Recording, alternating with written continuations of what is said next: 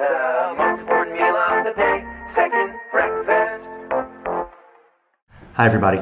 Welcome back to another Second Breakfast podcast. I'm Andy Roth alongside Phil Duvall. Say hi, Phil. Hi, Andy. Hi, nation. Hi, everybody. Hi. Andy. Hey, what? Hey, what? How you doing, man? I'm okay. Yeah. I'm okay. Yeah. Good. You know, I mean, I still haven't completely recovered from the great eye fiasco of 2013.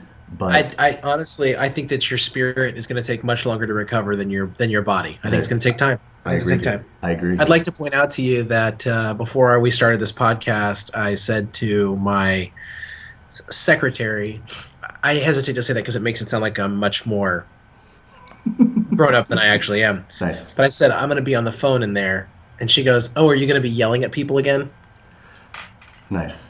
And I said, yeah. And she didn't actually mean like yelling at people like you son of a so-and-so, right? But literally like talking loudly at the screen. So they're going to be yelling again. And I was like, yes. So let me turn that question around. How are you doing? Apparently, well, I'm a little ill. I'm going to blow my nose. It's disgusting. I'm a little under the weather. But other than that, life is fine. We'll fix it in post. We'll turn you into, I don't know, George Clooney for that moment in post. I'm gonna. People who have just joined us recently may not remember, but for the first like month of our podcast, my nose was just consistently. It was a mess. It was a mess. And that's so fair. It's gonna be a little touch and go today. It's gonna be a little touch and go. Life's an adventure, you know. And for those of you listening, it's a lot less disgusting. There you go. And what are we talking about today? What will they be listening to or watching? Oh, Lord, it's Wednesday. Which means it's time for another installment of Project Melway. Oh, yes. Brought to you by the Gibsonian Institute. Yes, the Gibsonian Institute, a collection of the world's wealthiest and most powerful people, have tasked Phil and me with this assignment. Watch all of Mel Gibson's filmography in order. Yep. I mean, you know, he apparently has an uncredited cameo in Father's Day. We're not doing stuff like that. Nope. But everything that would make it onto a These Are Mel Gibson Movies filmography. Yep. We started months and months ago. We have months and months to go. In our long day's journey into night. Indeed. But we have, I think we've really gained an appreciation not only for his career, but almost because he's sort of like he's one of the few people who can be considered almost a prototypical movie star, certainly of today. Yeah. I feel like I have almost gotten a feel for not only his career, but like the career. You know, what is the if everything breaks right, what would a career in Hollywood look like? There are words when you learn foreign languages, they will often give you a word to learn all the rules of the foreign language. Yes. And the way that they pick that word is they'll call it a regular verb, for instance. In biblical Greek, the word is luo.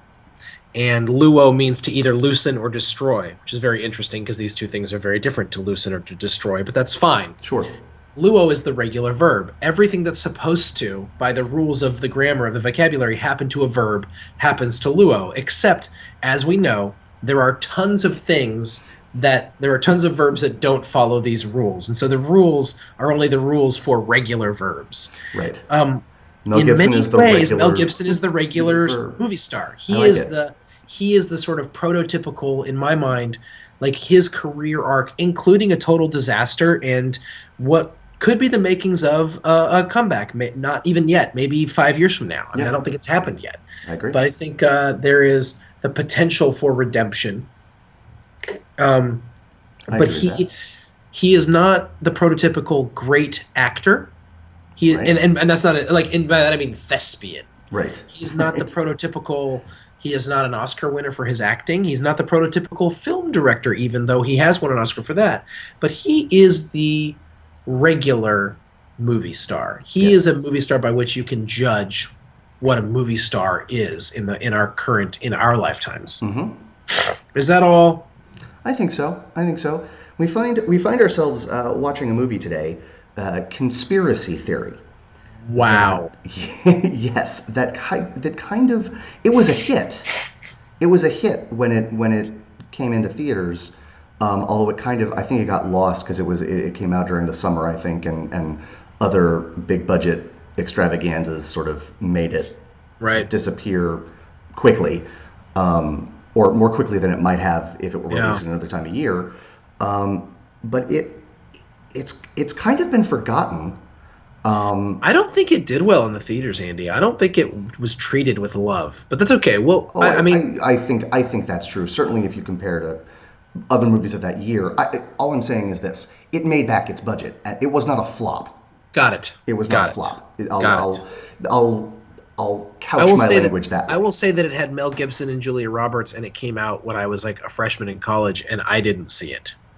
Right, right. So that's odd to me. Indeed, that's true. But That's true. I mean, the three main people in this movie are those two and Patrick Stewart, and those were big names when this came out. yeah, I mean, they're still big names, but this, Patrick Stewart. you know, Actually, it was really interesting watching that movie because I was thinking Patrick Stewart isn't really much of a film star at this point, although he has not lost his steam. It's just not something he does very often. right? Mel Gibson, we all know, and Yes. Julia Roberts really hasn't been in anything in a while. That's true. So I was like, this is sort of like late 90s hullabaloo. It was kind of fun. That's right. That's right. So you want to give us a 30-second plot synopsis? Okay. The problem with this movie, guys, is that it defies, well, it's 2 hours and 20 minutes. Oof. And it does And not it need to be. defies, but there is something going on the entire time. That's true. And never we'll talk boring. about that in a minute. Yeah. But like they fill the 2 hours and 20 minutes with stuff. It's not like 2 hours and 20 minutes and you're like, speed it up. You're Agreed. like, they're adding Agreed. that too? Right. Basically, the premise is that Mel Gibson plays a cabbie, a New York cab driver who runs his own underground newsletter called The Conspiracy Theory, and he's one of these ridiculously paranoid individuals who thinks that the government is secretly there's a group of people within the government that are secretly staging earthquakes, real earthquakes, causing earthquakes to happen to try to assassinate the president. Right. Right. For instance, okay? Yes. And he has this Moon weird- landing was staged. Moon landing was staged. Well, sure, that's a given. Like, You're don't right. even any of the You're right. stuff. Yes. And this movie came out pre 9/11. Otherwise, that would have been a whole. Right. That would absolutely have been part of it. Yes. So Mel Gibson is this New York cabbie with these conspiracy theories who is obsessed and crazy, paranoid, and definitely, clearly mentally disturbed. Yes. Who has this strange connection with someone in the Justice Department, played by Julia Roberts. We don't really know, at least until more than halfway through the movie, what their connection is, but we know that he has an obsession with her, but it's not seemingly a dangerous obsession. It's sort of like a This loving is someone obsession. who gets me, and And she does Yeah. allow him access to her, and they have conversations, Yes. all the while her being like, "You're crazy." And then it turns out, very early on in the movie, surprisingly, that Mel Gibson's character, while clearly paranoid, some of his conspiracy theories turn out probably to be true, and it seems like that's the case. And in the words of the immortal, well, probably the mortal, Kurt Cobain, just because you're paranoid doesn't mean they're not after you. that's right. And they are very clearly after Mel Gibson. And this movie goes from being a sort of like a sort of drama in the sense of like, what kind of guy is this? Like a Right. character drama or character study, into full blown suspense action. Like, what will happen here? Yes. As he gets sucked in. And very early on, Patrick Stewart plays a sort of shady government employee who is either really evil or really not. I'm not going to. Like, he's either really evil, this is the way they kind of want you to think he is at first, but then maybe he isn't, but then maybe he is, and I won't spoil that for you good people. But that's the premise of the movie. Yeah. It follows, and certainly not beat for beat And then there's or anything like there's that. an abandoned building and some horse stables, and Right. it just It follows some- sort of the tropes of like the conspiracy thriller, right? I mean, you've got Like The Firm. Yes, but also the Manchurian Candidate, Yeah. the Parallax View, I think is the name of it. 3 Days of the Condor. These are movies where one person is sort of set up against a shadowy. The Conversation, maybe even like Oh where yeah. a normal Yeah. person or someone Yeah. who maybe not normal because Mel Gibson isn't normal in this movie, but someone who you root for is put up against And a seemingly and every man. a And seemingly ubiquitous foe who is almost all powerful. the Bourne movies. Yes, This movie was yes, this movie was very reminiscent to me, although it came out before them, of the Bourne movies. yes. Um, Less action, but yes. but as far as the way it makes you feel about those people that can find you no matter where you are. Agreed, There's a absolutely. scene where they actually have helicopters in the middle of New York, like coming down in the middle of New York, and they're Right, silent helicopters. And right. my wife says, if helicopters could be that silent, why don't they just do that all the time? And I was like, well, you see, because look, something else is happening on the screen. Agreed, agreed. It's a great question. It's true. That's true. Perhaps they are more expensive to make. But they were like switching to silent. It's like, okay, Oh, well, that's a yes. little But I mean, I silly. know what you mean. Right, right. Yes, no, sure. Um, yes. Why do the bad guys not always use silent helicopters? That is a Also, question I'd that is like, not yeah, answered. also, I'd like to point out that these silent helicopters were way more silent than the silent helicopters in Zero Dark 30, which came out 15 years later and was much more realistic. That's true. That That is true. when our military decided to assassinate the most wanted man in the world, they didn't have helicopters that were as quiet as Patrick Stewart's secret helicopters. So people who are Make it so. so in the fine Hollywood tradition of people who are likely the antagonists seemingly have endless reserves of money to throw at a problem. In like he's basically a Bond villain in terms of like, oh, I have this technology. He is a little bit. Yeah, There's a little bit it's of true. that. Yeah, yeah, Yeah. yeah. So where do you want to start? You want to start with the cast? I want to start with how long this movie was. Please. Yes. Because it was 2 hours and 20 minutes long, which is like about half as long as one of our podcasts. And the thing that I found amazing about it was that what the reason it was that long was because they kept adding twists to the story. And here's what I admire, and I mean this. This sounds like I'm being ironic. I admire the filmmaker's decision to not let any of the twists like go undisturbed, in the sense that like some movies you'll watch, they'll be like, look, a twist, and then if you actually think through the ramifications of that twist, you'd be like, wait a minute. Right. But they're Yes. like, too late, we're about to do another twist, and then the credits. Yes. What? Yes. So what this movie does is have as many twists as those movies, except then explain all of the twist. That's true. So it's like this movie could have had half the twists, and it would have been an hour and 45-minute movie, and we would have been in great shape. But I literally was watching, and all of a sudden I was like, I clicked on to see how long was left, and I was like, 40 minutes left? Like, what else happens? Now, my response to that, although I don't disagree with you at all, I think that's very well said. I think there's another thing that increases the running time, shall we say, overly. Not just putting minutes on the counter without really adding anything. Because I do think that they do a nice job of the twists not being sort of abandoned, as you say. Yeah. I feel like they got to the last day of shooting and they realized they were making a movie with Mel Gibson and Julia Roberts, and they didn't have a romance. Really, because throughout the movie, you've got his attraction to her, and I get that there will be some softening of her towards him when she realizes that he might be crazy, but as Mr. Cobain said, that doesn't mean he's not actually getting chased. Right.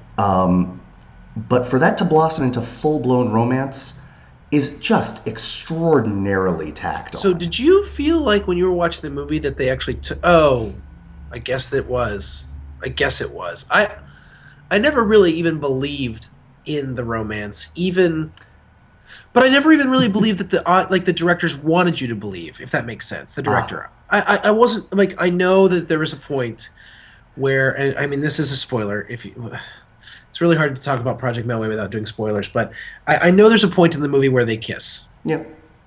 But even then, it felt like affection and a love that was brought on by traumatic events and a deep, intense connection, more so than like romantic love on her part. From my point of view, but I could be wrong. I agree with you. I don't know that I would agree with you in that the director, or no, shall we say, the studio didn't want it to be more. That's what I mean. The studio was like, you need to make this at least plausibly romantic. Yes. And Richard Donner was like, okay. Fine. Or maybe he was like, okay. I'm not going to like pretend that he's the paragon of artistic integrity. That's fair. I mean, he might be, but I'm not going to pretend it. Right. But we don't have any evidence none. To suggest No, that. Especially since the next movie we're going to watch is Lethal Weapon 4. We clearly don't have any evidence to suggest that. That he is the paragon of anything. So that was unfortunate. I also, I looked up several reviews for this movie, and a continuing thing, a continuing theme that I read, and I'd love your take on this, Phil. A lot of the critical response seemed to focus on the fact that Gibson's character ended up being too likable. Like it wasn't as dark as it could have been because he turns on the Mel Gibson charm halfway through. He's always doing the Gibson charm, but like it becomes to sort of dominate his character the more you watch the movie. But I wonder. Here's my take on that. You can wish that they made that movie the darker, drama like 3 Days of the Condor, like The Parallax View, like The Conversation. My boy Roger Ebert expressly said that. But I feel like you don't cast Mel Gibson in a movie where you don't want his character to be likable. Two things about that. Oh, sorry, go ahead. So just very quickly to finish, that isn't the same thing as wishing that the movie had a harder edge, right? This is not Lethal Weapon. They did not succeed in making another Lethal Weapon movie.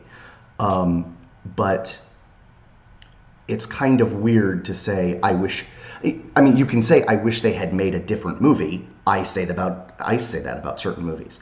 But it's tough when that informs what you think about the movie that they did make. I have 3 things to say about that in all seriousness, and the second one leads directly into the third one. I look forward to all 3 of them. Number 1. Lesson Here we go. Number 1. Number 1. They were insubordinate, sir. Okay. The lesson number 1 is this. I disagree fundamentally with the idea that Mel Gibson turns on the Gibson charm halfway through this movie. I think, and I can't prove this, that all the reviews you read most likely were written at the time of it coming out, which means that they were reacting to Mel Gibson in real time. And I think looking back on it, I don't see that. I think that's their baggage that they bring to the movie with their understanding of Mel Gibson in the 1990s.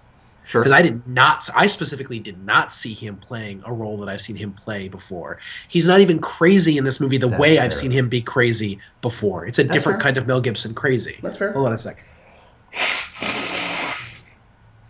I recognize how disgusting I am. Okay, that's 1. Okay. But nevertheless articulate.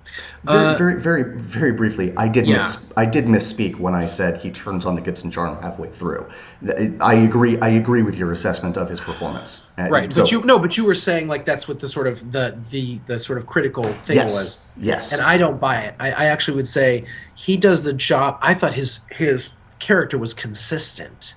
That there is that the writing, that the plot itself makes him more human as the story goes along. I agree with that. And more sympathetic. What they take him to the precipice of being evil, but we never really buy it, to be honest. Right. And then because he's 90s Mel Gibson. Exactly. Yeah. And we just knew they weren't going to go that place with it, or we Right. figure they don't. They're not going to. If Right. they had, it would have been shocking. Right. But I don't think he ever. I think they what they do with the character makes him more human. But I don't ever feel like that's the thing. Now, second thing that I want to say to that, to respond to what you said they weren't going to make that edgier movie with Mel Gibson. To which I would say, not in 1998. Yes, that's true. Maybe now. Yes. Which leads directly into my third thing. Or earlier, Which is, but go ahead. Third thing. Okay, third thing. While I was watching the movie, not after, not during this conversation, nay, while I was watching the movie, I actually thought to myself, I would love to see this exact movie, not with the same script, remade today with all the same actors. Sure. Think Yes. about that. Yes. All of them. Well, all of the main ones. Right. I would like to see that movie too. I would like There's to see that still movie of an too. age where it would be fascinating to me. Yes, agreed. I And agree. and honestly, where Julia Roberts would be a little bit older, a little bit less just, oh wow, perfectly gorgeous in this movie. Right. Not that she's not now, but she's older and she's got a little bit more of a sort of, she's got the, like, what do you call that? Like, She's aged like a human. right, and she has aged like a human, and she Yes. looks like an older person and still gloriously beautiful, but in a Yes. way that would sort of, if she played an older character, might be more. It would take away some of the youthfulness of the story, like she's someone who's lost her daddy, and so maybe they would change that plot point. But Right. you might buy more into her willingness to be vulnerable to a guy who's clearly a little bit. Because as she is, you're like, so you're in your mid-20s and ridiculously good-looking and have a great job, and you're accidentally falling for a crazy person. Right. In Manhattan, where Right. Are you you? could literally Is it? have anyone. Is it Okay. literally point at someone and be like me, and they'd be like, That's right. That's right. she is stunning in this movie, and it's not a part that sort of plays up her looks. That's She's true. just That's she. beautiful. Yes. It. She can't help it. I think that's really interesting because I agree with you.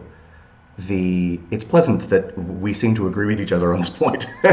I agree with you. They couldn't make this movie in 1998 with Mel Gibson. Right. But I would go further. And have I it would be say darker. And have it be right, and have it be the same kind of movie or a different kind of movie, darker, edgier. I would agree with that. If you made that statement using Julia Roberts, I would agree with that in 1998. Interesting. I don't know if that's changed. I feel like it probably has, just because she's been around so long that Yeah, I hear you. we I mean, could see her do at the different height of her things. fame, was making movies like Flatliners and Stranger, Sleeping with the Enemy. Right? So she was willing to go to dark places, although True. it was still in a very box Hollywood office safe friendly way, way. yes. Although that's what this would be. It's a Richard Donner directed suspense thriller, So Agreed. No, yes. That's right. I would love to see this movie remade with all the same cast. That would be really fun. And I haven't said that about some of the other movies that didn't work. Overall, this movie did. I wouldn't recommend this movie. Here's some things that I would recommend about this movie, or that would lead me towards recommending this movie. Although I think I agree with you, and in the final analysis, I would not recommend it. There are scenes that are scenes of torture, and without being overly graphic, they are appropriately terrifying. They are scary. And you know what it reminded me of? It reminded me of a few weeks ago when you had me watch House of a Thousand Corpses, and there was this like dreamy quality to it, dreamy frenetic quality to it. Right. Like Richard Donner, a better filmmaker than Rob Zombie. So, What? right? I know. Mark it down, because you're gonna want to, remember when I said that incredibly crazy thing. And One of these days, you'll believe me. and I just think, that is the torture scene in Conspiracy Theory over an entire movie. House of a Thousand Corpses would have been amazing, like amazing, right? Julia Roberts, she has an excellent. This is going to sound like I'm insulting her. I'm not. She has an excellent repertoire of skeptical faces. Oh my gosh, you're right. And every single one of them gets a workout in this movie. Yeah. Like every single one. Every single one. And they're not that different from each other, but they are different from each other. They're like Agreed.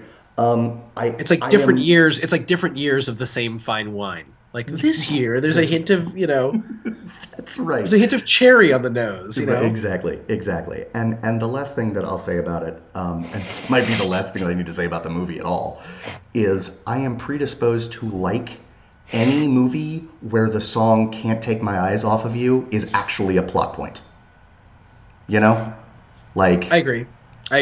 like it is actually a plot point. I agree. And the I final agree. scene, is, I'm going to use your words because they are the scientific explanation. It is totes adorbs. I mean, It is. It is. No, It it is just is. totes adorbs. It is. It Yeah. is. Well said. Well said all around. I agree with you on the both the use of the song "Can't Take My Eyes Off of You" and the fact that it was a plot point. Yes. One. Deux. I was contrarily or conversely, I was completely and utterly annoyed by the way they used Catcher in the Rye in this movie. I thought it was obnoxious. Oh, yes. Obnoxious. Would you have found it less obnoxious if it were a different book? Yes. Okay. Because they were clearly trying to tie him directly to Hinckley. Right. And I Right. thought that was it just was unnecessary. Sure. And it was just to me it was like cashing in on the emotional capital that a book has for a specific mentality. Sure. And I thought that was unfortunate. I think they could have done better. Okay. Uh, I. That's all. I think I agree with you. Again, it may not bother other people, but I'm a huge J.D. Salinger fan, so I'm like, come on. No, totally, and it is just, and the parallels and sort of the echoes would have still been there, but they would have been actually subtle. Well, I think the thing that I found interesting about it was that they made this interesting decision. They made this interesting decision to not actually make it about the content of the book, which is fine. Right. But then all the more reason why it could have been any book. No, that's well said. That's well said. I guess, I mean, in the final analysis, I'm not sorry I saw this movie again. No, not at all. It is, if you find it on cable, it is an enjoyable way to spend longer than you should because it's longer than it needs to be. But I also think, Andy, I think it's a confused movie because when Yes. you watch the opening sequence, very opening credits, makes you think it's going to be sort of an upbeat or not upbeat, but sort of fast-paced, sort of frenetic New York feel movie. yeah, And then you get this manic sense about Gibson's character, which they're trying to give you, but it doesn't actually feed in. You know what it's like? It's like you're listening to a song on the radio, and then someone just changes the station mid-song. Yes, That's what it I agree felt with like that. in the movie, and I was I just agree like, with maybe they were trying to do that to jar you, but it didn't. It jarred me, but not in a way that I was like, oh, not in now a I'm way that interested. I fed was like, into the story. you need to learn how to make better movies. Was what it made me think. Right. So Which is weird because Richard Donner has made some good movies. right. Are we done? I think we're I don't done. know. Yeah. What do you want to say about? You want to say anything about Patrick Stewart? I mean, not without spoilers. You know, I mean that's the problem, right? Did you like his performance? I did. Did you find him suitably what he needed to be? I think he was suitably creepy. Okay. And that's really, I mean, that's all he needed to do. That's all he needed to do. And so when I say that he was, solid, again, that comes off as almost an insult, but I don't mean it that way. He was mysterious. Yep. He was yeah. suitably creepy. But then suitably believable. Yes, enjoyable. There's one other thing I want to say. There's a running, not a running bit, but there's a thing that recurs in this movie that I thought was great. And there's a point. You know how people in movies always like hit someone in the back of the head and the person just gets knocked out? Yes. In real life, I don't know that this is true. It might be true. I'd always be worried that I'd like separate the brain from the spine and accidentally kill someone because Right. I'm an I don't idiot think like it's this. it's not. I don't think it's true. Yes, But in movies, if you hit someone in the face or the head the right way, they're just out. they're just out like a light. Yes. And so there's this point in the movie where Gibson's character knocks this guy out, and then whispers in the guy's ear like, "Are you really asleep?" That's right. That's right. And gets the guy to admit that he's not really asleep, Are you? and then knocks him out again. You're right. And it's really like it really knocks him out for reals. But it was one of those. It's like it's a lovely little moment. But the best part of it was when he did it the first time. My wife was like literally, she like on cue goes, "Does that really work? Awesome. Like, why do they always do that?" And No, then he it's true. goes like, "Are you really asleep?" And it was like, Yes. there were some No. good little moments in this. And I thought Mel Gibson did a good job. I will say, I didn't buy that he was crazy. Neither did I. And it was problematic for me because I think the movie hinges on you actually believing that he's crazy. I agree. And I think that it was Mel Gibson playing crazy. And I think he's done a better job of playing crazy. I agree with that. But I don't even blame him for it. I blame the direction. I agree with that too. So, It's just a weird misstep from Richard Donner. Again, not to insinuate that he is David Lean or it is not an unwatchable movie. Right. No, but he's a good But- popcorn but- filmmaker. He's a yeah. good popcorn filmmaker. and he just kind of missed the mark here a bit. Yeah. I think. Yes. Can we be done? Because this movie, I mean, Done. Done. Let's Sweet. talk about the joys of next week, Andy Roth. Yes, the joys of the next 3 weeks. Lethal Weapon 4 next week. Oh boy. The magic is back. No, I think Lethal Weapon 4's slogan was "The magic just got buried and is dead." Indeed. But we made a movie anyway. So next week, Lethal Weapon 4. Week after that, Payback. Very excited for that week. We have something really special planned. Yes, we do. And the week after that, $1 Million Hotel, which is not only a movie I've never seen, it's a movie I don't think I've heard of. So I'm excited for that. When I was in Italy junior year of college, there were posters everywhere for it. I believe you. I'm just telling you. And I remember being Sweet. like, huh? And then I came back to the States and everyone was like, never heard of it. I was Yeah. like, okay. Mel Gibson, huge in Italy. So those are the next 3 weeks. Lethal Weapon 4, Payback, and $1 Million Hotel. And that will do it for this installment of Project Melway. I'm Andy Roth, and that's Phil Duvall. We'll see you again real soon. Bye-bye. Bye. The most important meal of the day, second